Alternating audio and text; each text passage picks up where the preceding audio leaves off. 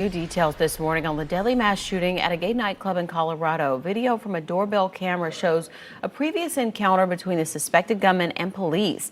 And it comes as we're hearing from those who risked their lives to stop the violence. Ezzy Castro's following the latest updates, and Ezzy, police have now shared more about the victims. Yes, we know they range in age from 22 to 40 and that two of them worked at the club. And this morning, officials in Colorado Springs are praising the two men who stopped the gunman before officers arrived, crediting them for saving more lives. So I hit him with the gun, his gun, not mine. I don't have no gun. Okay, I grabbed it and I hit him with it. I kept hitting him with it. That cop walked in. When he saw me, he must have thought I was crazy. U.S. Army veteran Richard Fierro is being called a hero after he and another person subdued the gunman who entered Club Q on Saturday night in Colorado Springs. Fierro says he was at the club with his wife and daughter when shots were fired.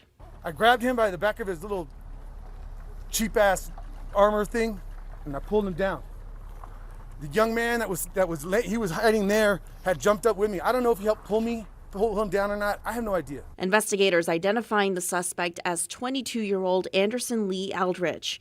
This is your boy. Last year, a man of the same name and age was arrested after a bomb threat, but the charges were dismissed.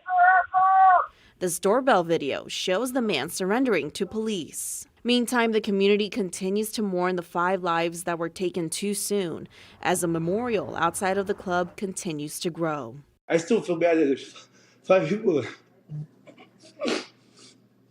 There's 5 people that didn't come home. Police now say 17 others were injured in the shooting Saturday night, and over a dozen of them remain in the hospital. As for the suspect, he remains hospitalized as well. He faces 5 counts of first-degree murder and is also facing hate crime charges. He should make his first court appearance in the coming days. Crystal. Ezzy, thanks. We're also hearing new reaction to the mass shooting from local leaders in the LGBTQ community. Pulse nightclub owner Barbara Poma was back out yesterday at the temporary memorial for the 49 lives taken there in 2016. She, along with the CEO of the center, George Wallace, sent a tribute banner to Colorado Springs as a show of support. We have been beaten down many times before since history has started, but we're not going to be silent. And we're not going to be quiet, and this community is not going away. Poma says she'll travel to Colorado in a few weeks from now, saying it will be important to show support after the initial grieving process.